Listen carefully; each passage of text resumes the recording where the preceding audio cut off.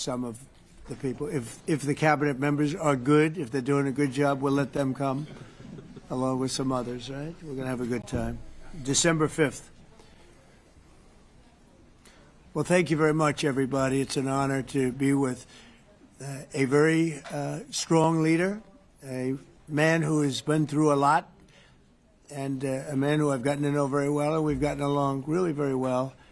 And we had a big call yesterday, as you know, with President Putin, and we'll be talking about it. President Zelensky of Ukraine has endured a lot. I mean, he really has. He's endured a lot, and we've endured it with him.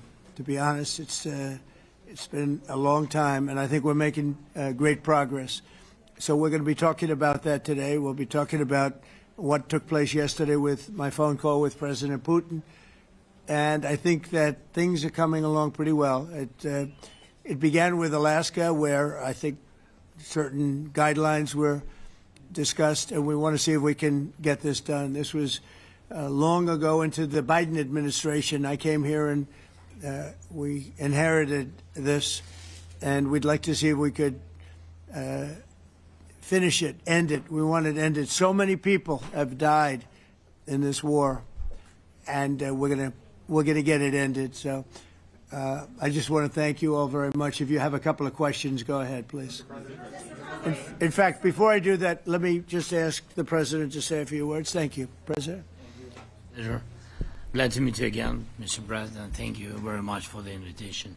Again, my congratulations with your successful ceasefire in the Middle East. Thank you. Yeah, and you did it, and I think this is the momentum to finish Russia's war against Ukraine. I think that, yes, we understand that Putin is not ready.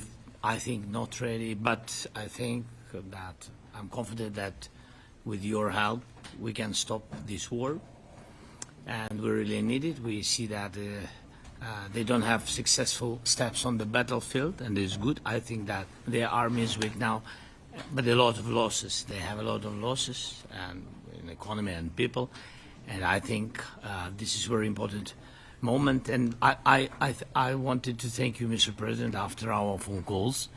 Yesterday I had a good opportunity to meet with the big American energy companies, and they're ready to help us. Yes, after all these attacks on our infrastructure, Russian attacks, and etc. And I had also meetings, thanks to your team. We had meetings with a good military companies. We spoke about air defense, and I want to share it after with details where we are. Thank you. Thank you so much. Thank you very much. Mr. President. Very good. And I think it looks beautiful in his jacket. Yeah? It's beautiful. I hope people notice. It's a good. It's actually very stylish. I like it. President Trump. Yeah, please go ahead. Under the Biden administration, the White House was fearing of a possible escalation. They were not allowing the Ukrainians to strike into Russia, fearing of this escalation. Yeah. Would your administration allow Ukrainians to strike deep into Russia? We're going to be talking about that. That's something we'll be talking about. You're right. It's an escalation, but we'll be talking about that. Mr. President. Mr. President Zelensky joined you in Hungary to meet President Putin. Because it's a leader that we like. We like Viktor Orban. He likes him. I like him. It's a country that's a safe country. Done a very good job. He's been a very good leader in the sense of running his country. He doesn't have a lot of the problems that other countries have. And so we've decided that we'll be going to be with Viktor Orban, and he will, I think he'll be a very good host. President Trump. President Trump. President Trump. Right here. It's in President Trump. Hungary, yeah. We're doing Hungary, yeah. With Putin, trilateral meeting, or is it just you and Putin? To be determined, but I would say most likely it's going to be a double meeting. It'll be a double meeting, but we will have the President, Zelensky, in touch. There's a lot of bad blood with the two presidents, and I'm not speaking out of turn when I say it. It's a very difficult situation. You know, we just settled the war, and after thousands of years, I guess. People say anywhere from 500 to 3,000 years, and I was in rooms, as you saw, because you were with me, a lot of you were with me last week, with leaders that didn't like each other, but they were able to get along. these two leaders do not like each other, and we want to make it comfortable for everybody. So one way or the other, we'll be involved in threes, but it may be separated. President Trump, Mr. President, President Trump. Doesn't agree to peace in Hungary. Was he what? Where are you from? From Ukraine. He actually had a Okay, conversation good. with me. Good, in yeah. Ukraine. What if Mr. President Putin doesn't agree to peace in Hungary? What do you do then? Do you have? Well, let's see what plans for happens. that? I mean, you know, what if? I think he will. I think that President Putin wants to end the war, or I wouldn't be talking this way. I think he wants to end the war. I spoke to him yesterday for 2.5 hours. We went through a lot of details. He wants to get it ended. I think that President Zelensky wants to get it ended. Now we have to get it done. President Trump, Kara Castronova from Lindell TV. And although I love asking you questions, today my question is for President Zelensky of Sure. Ukraine. Go ahead, please. Thank you.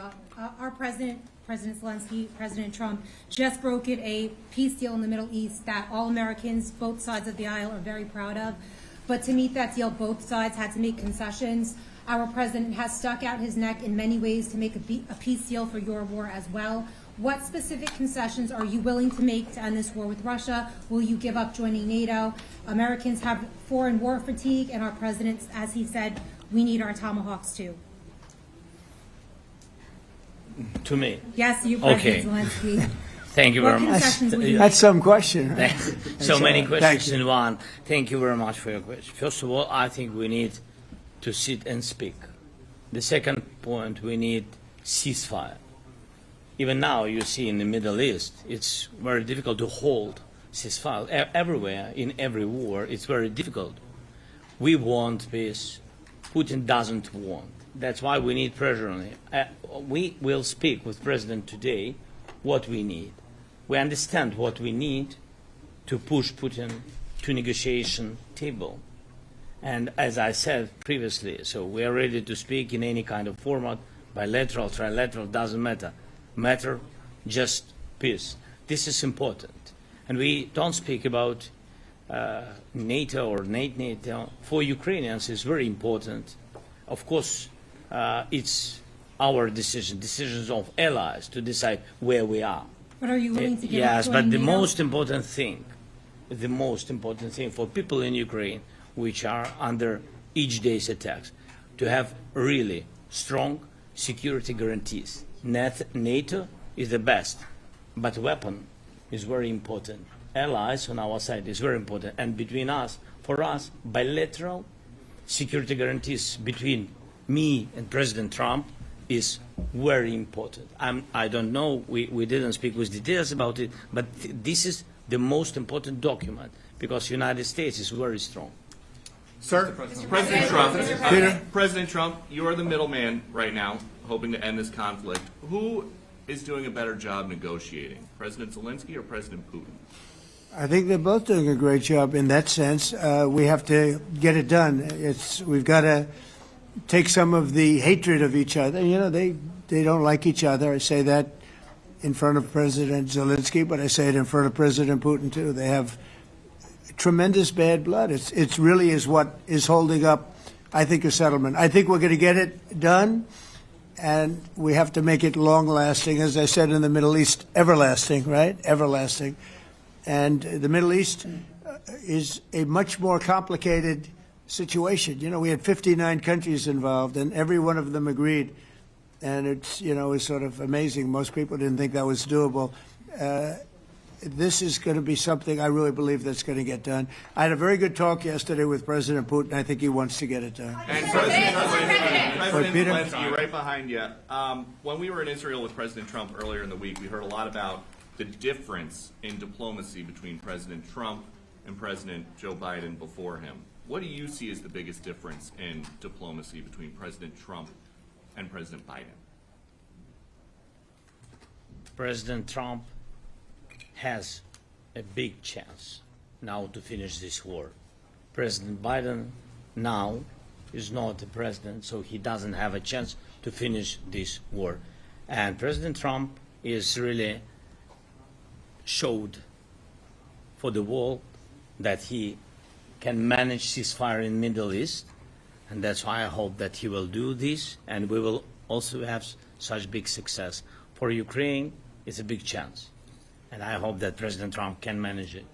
Are you ready? I would say the biggest difference is one is extremely competent and the other one is grossly incompetent. Mr. President. Sir, a few weeks ago in New York, when you two met, you said that you think Ukraine could ultimately take back all the territory that it's lost so far. Do you still think that's the case, or do you think there'll have to be some sort of You swap never of know. territories? Look, you know, war is very interesting. You never know, do you? You just never know. With war and peace, but you never know. Are you ready? Tomahawk missile. Please. Russia calls Tomahawk supply to Ukraine as an escalation, yet it continues using similar cruise missiles like Caliber and Yeah. even... Who are you with? Who are you with? You Ukraine? Yeah. Good. But Russia continue even using the cruise missiles and also nuclear-capable ballistic missiles in Ukraine since 2022. So do you consider providing Ukraine with the Tomahawk or similar missiles as an opportunity to equalize the possibilities of Ukraine and Russia and push Moscow to the negotiation Yeah. table? Sure. We're going to be talking about that. That's why we're here. Okay? Fair question. Exactly as he told you to say it. But we're going to be talking about it. Okay? Yeah, please. Mr. President, message to India and Hungary who is still refusing. You said India and Hungary? That's an interesting. And Hungary India and Hungary. It's an interesting combination. refuse to stop buying Russian oil. Well, India is not going to be buying Russian oil anymore. And Hungary is sort of stuck because they have one pipeline that's been there for years and years and years, and they're inland. They don't have sea. They don't have sea. And I spoke with the very great leader of Hungary, and they are, you know, it's very hard for them to get oil. I understand it. Hungary's in a very interesting position because they can't have ports. You know, they're surrounded by land. So we'll see what happens there. But India will not be buying oil from Russia. And, they've already de-escalated, and they've more or less stopped. They're pulling back. They bought about 38% of the oil, and they won't be doing it anymore. Mr. President Trump has been helping you in achieving peace in Ukraine. Who has? First Lady Melania Trump Yeah. has been helping in returning abducted Ukrainian children from Russian captivity. President Zelensky, do you appreciate those efforts? How do you assess them? And did you ask her to step in and to help you? No, she wanted to do it. She felt very strongly about the children, and she's done a really good job, I think, in bringing it to the fore. You know, we have a lot of children involved. Now, it's some people say it's 20,000, and some people say it's 300.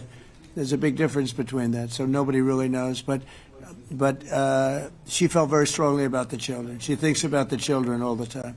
President Trump, if you okay Tomahawks to Ukraine, what's going to happen if the United States is in a conflict and we need the Tomahawks? Do we have enough? That's a problem. We need Tomahawks, and we need a lot of other things that we've been sending over the last 4 years to Ukraine. We've been, you know, we gave them a lot. Now we have a different situation. We send it to the European Union. They pay for it and all that, and they have plenty of money. But it's beyond the money. You know, we need Tomahawks, and we need a lot of other weapons that we're sending to Ukraine. One of the reasons we want to get this war over is exactly that. It's not easy for us to give. You're talking about massive numbers of very powerful weapons. So that's one of the things we'll be talking about. Hopefully they won't need it. Hopefully we'll be able to get the war over with without thinking about Tomahawks. I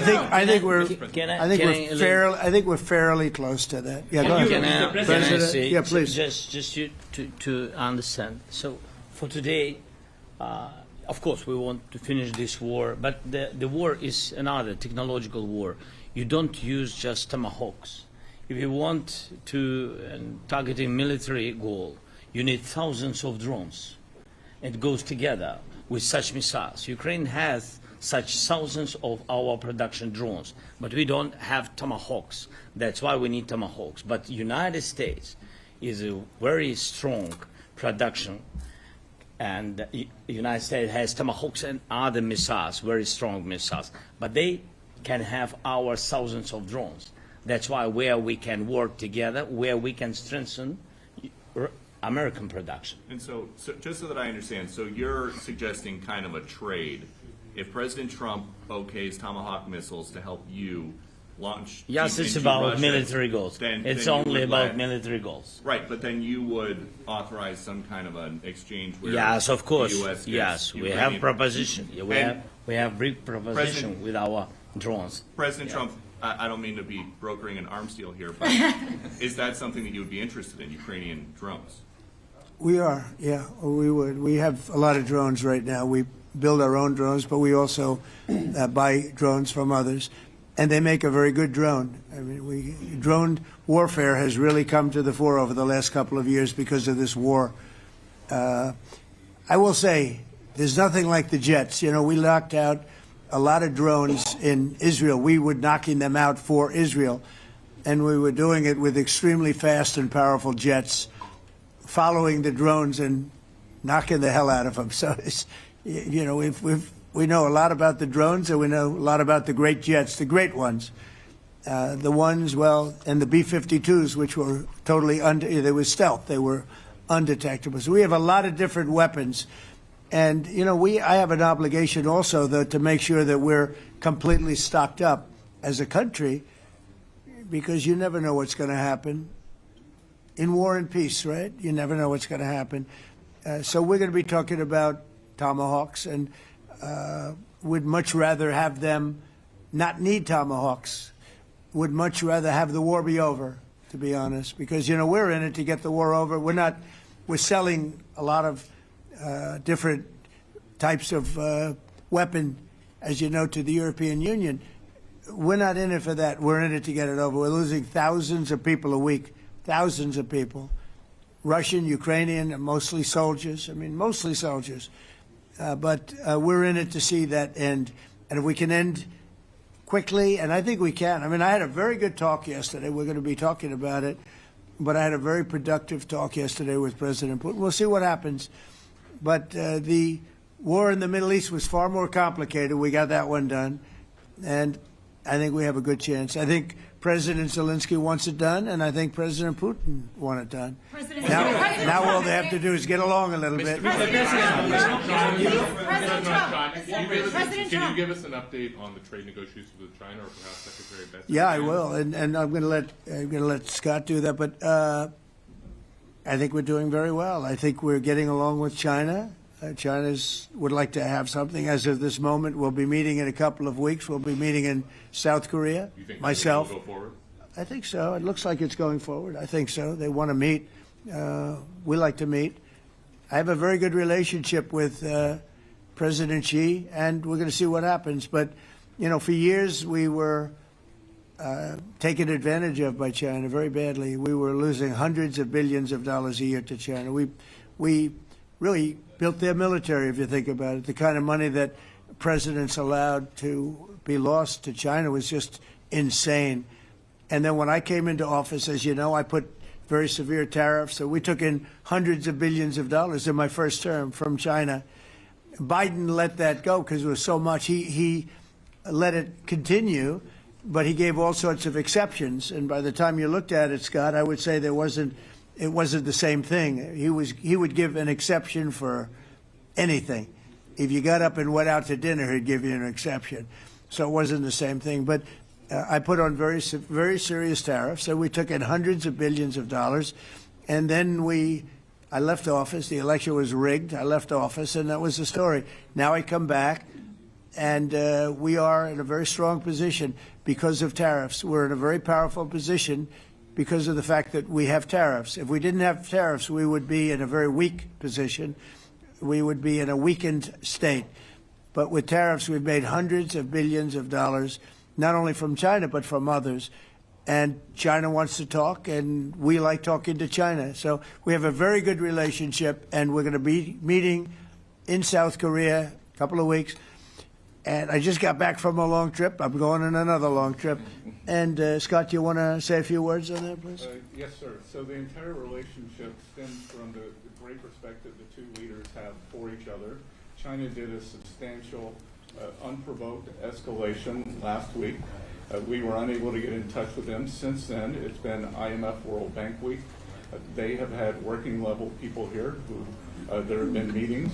The Vice Premier, who is my counterpart, and I will be speaking this evening at around 8:30, 9 o'clock.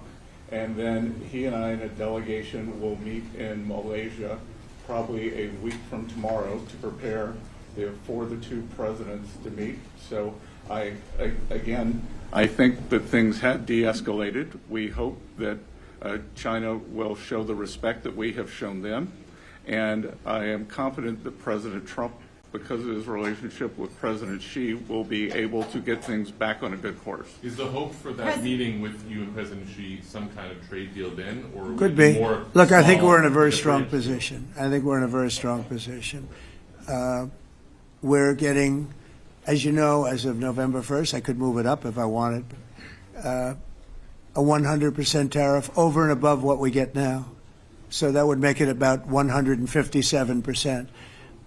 And China doesn't want that, and they want to talk, and we're talking. And I think we'll make a deal that will be good for both. I think we will do something. But you have to understand, we never got anything from China. It was a one-way street. For many years, for decades, it was a one-way street. And they became rich because of the United States. And frankly, presidents that, let's be nice, they didn't know. They just didn't know. They didn't understand what was happening to them. But I understood it. I understood it long before I ran for politics. I used to watch in amazement at how stupid our country was, how stupid they were. And we're not stupid anymore. And that includes with the European Union. That includes with Japan and South Korea. All we want to do is be treated fairly. But the fairly is hundreds of billions and even trillions of dollars coming into the United States. And it's our national security is secure because of tariffs. If we didn't have tariffs, we would have no national security. So it's very important. Will you seek China's help in ending the war in Ukraine? Do you need them to put pressure on Russia? I'll be discussing that, but I'd love to see it ended before that. President I mean, I think we have a chance of ending the war quickly if flexibility is shown on behalf. And again, we're not losing people. The United States is not. We're not losing people. We're not spending money. We're getting paid for the, ammunition and missiles and everything else that we're sending to the European Union, but to NATO. But it's very similar. If you look at the countries, I mean, it's very similar. And we just made a very fair trade deal with the European Union, and what we wanted, and we made a very good deal with NATO too. They pay for all of this. That's not what we're in this for. We're in it to save thousands of lives every week. Thousands and thousands of lives. That's why we're in it. And I think we have a very good chance of bringing this war to a conclusion. Europe's president and your cabinet has done honestly an excellent job. I think that a lot of people could agree to that. Thank you. I'm speaking as someone who lost my father in a war, so I know the human cost. What would your advice be to American leaders, to world leaders, to neocons, to TV hosts who often speak about conflict in abstract or strategic terms rather than the human cost and the human terms? Look, my only statement is we have to get together. It's a very small group of people. It's the president, and the president. Okay, 3 presidents. And I'm the mediator president. And I'm mediating not an easy situation. It should be easy, but it's a lot easier when people understand each other, and when they get together, and when they like each other. We don't necessarily have that situation as far as like is concerned. Maybe it can turn around. Maybe it can. But in the meantime, we'll have them keep a little bit of distance, and we're going to see if we can get it done. This is number 9, okay? This will be number 9 for me. I've solved 8, including the Middle East. I've solved 8. This, I thought, would have been among the easiest. We solved, President Putin mentioned yesterday Armenia, all of the different wars. He said it was amazing but the big one that he was surprised that we were able to settle was the Middle East. He thought it was incredible. He was very generous in that sense. This should be something we're able to settle, and I think we will be able to settle. your Yeah, President- Brian. Yes, sir.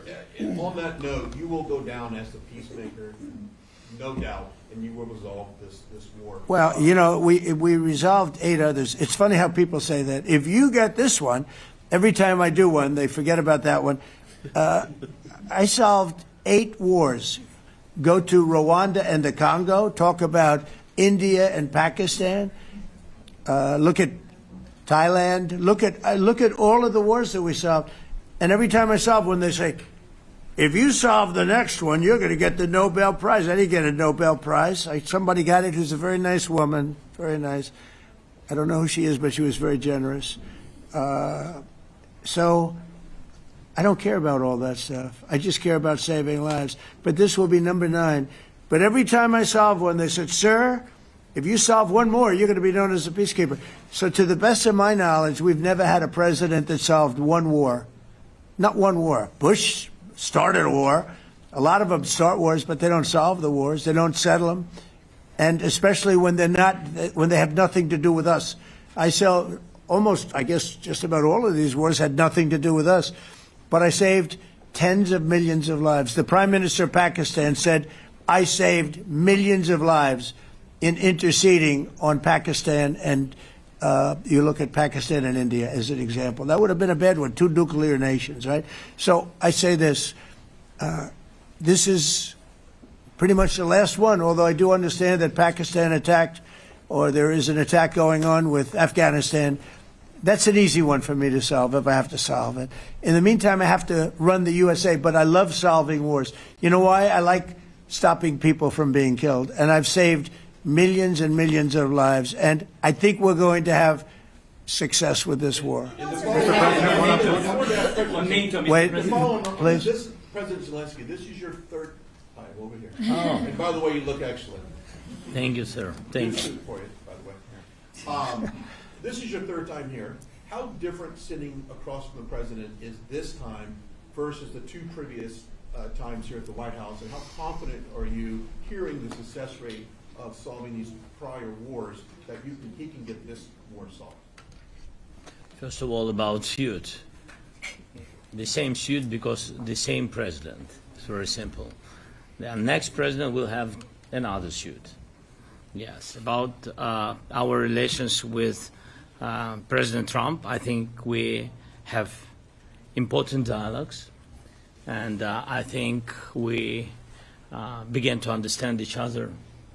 Yes, and I know that President is briefed very well about situation in the battlefield, and he knows a lot what's going on the battlefield in Ukraine, and I think it really helps when you know a lot of things, a lot of details about one or another war. It helps a lot, but we are still in war, and I hope we can manage. You have been saying It's that there are some important. countries that are not meeting their commitment. You pointed out Spain. They said that it's impossible. No, Spain has not come through. No, Spain has not been loyal to NATO.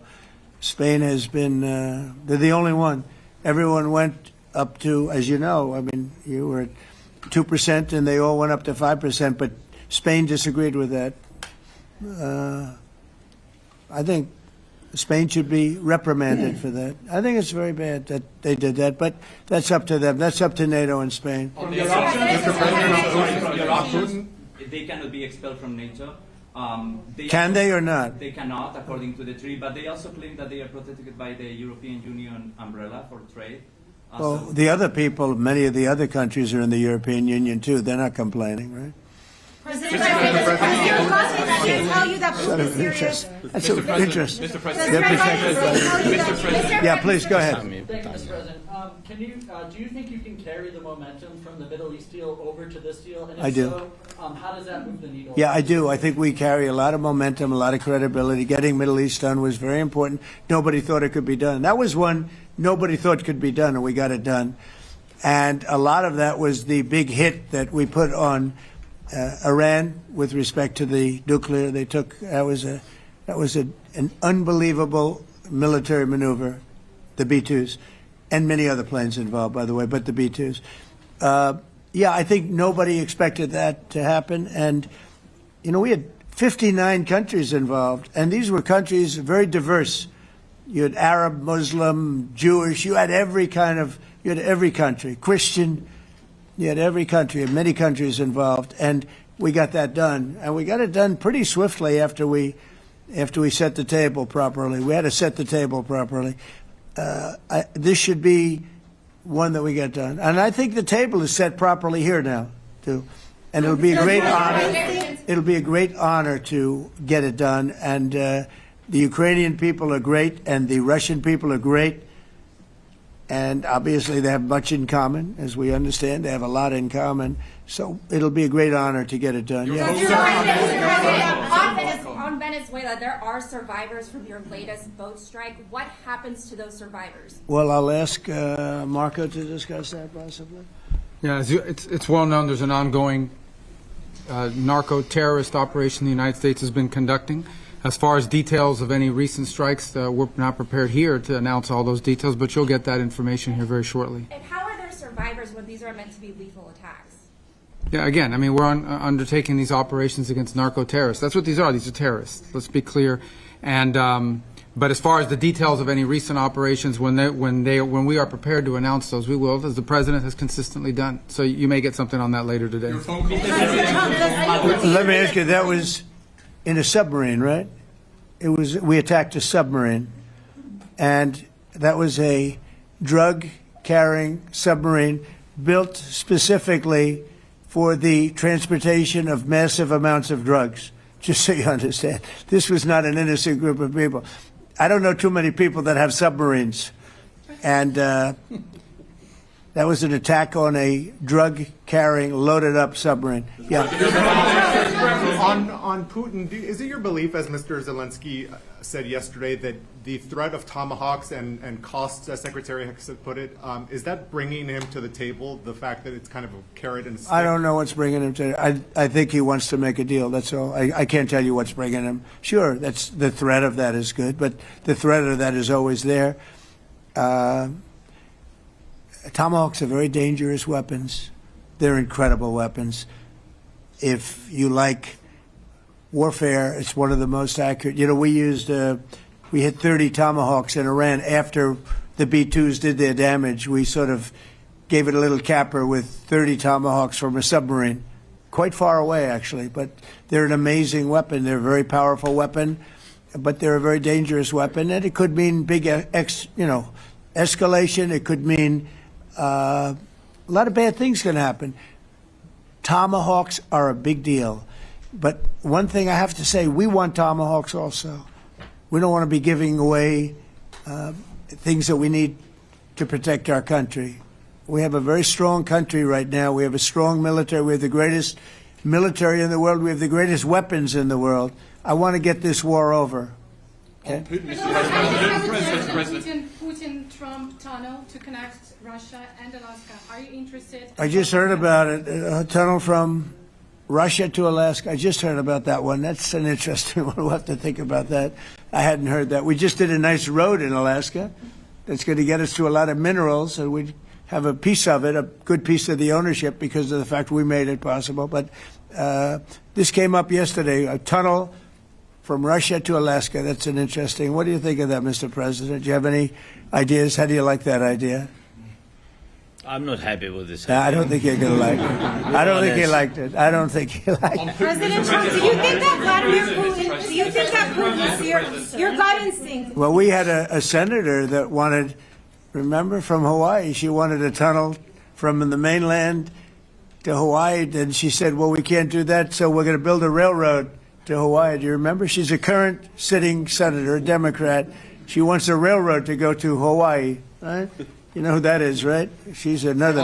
She's another beauty. President Trump, on Putin, your gut instinct. Yeah, please. On your meeting with Putin, aren't you concerned that maybe the Russian president is trying to buy himself more time? Yeah, I am. But I've been played all my life by the best of them, and I came out really well. So it's possible. Yeah, a little time. Is your gut instinct? It's all right. But I think that I'm pretty good at this stuff. I think that he wants to make a deal. I made 8 of them. I'm going to make a 9th. I think he wants to make a deal. Do you consider Russia to be a paper tiger? Do you think, judging by the state of its economy, it's Well, I think that he should have won the war in a week. Yeah, I do think. And if we didn't give the anti-tank missiles, as you know, the javelins they call them, they got stuck in the mud. They would have been in Kiev very quickly. They were heading to Kiev. So, you know, in war you have a lot of luck too. You know, weather has won war, and the cold and the heat and all things take place in war. But that was a very interesting moment when the tanks started rolling and some brilliant general said, let's go through the mud instead of going down the highway, right?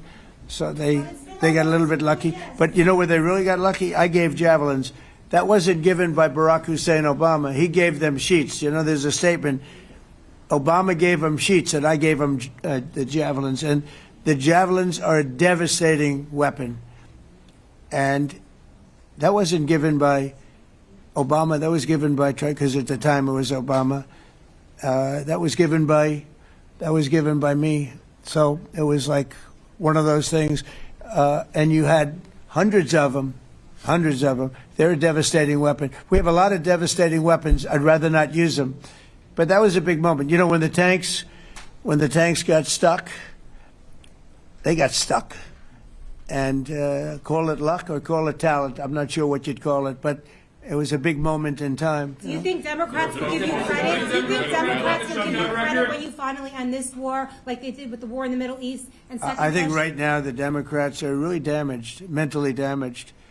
They want to take $1.5 trillion with a T, $1 trillion, and give it to people that invaded our country. They came into our country illegally, from prisons, from mental institutions, gang members. They want to give them health care and take it away from our citizens. We're not going to do that. $1.5 trillion. They want to destroy. They want to destroy our health care system. We're not going to let that happen. Have you authorized CIA operations in Venezuela as part of? Well, I wouldn't say that, but some interesting things are happening around the world. I'll say that. It's been reported, Mr. President, it has been reported that Maduro offered everything in his country, all the natural resources. He even recorded a message to you in English recently, offering mediation. What should we do in order to stop that? He has offered everything. He's offered everything. You're right. You know why? Because he doesn't want to fuck around with the United States. Thank you, everybody. Thank you. Thank you, everybody.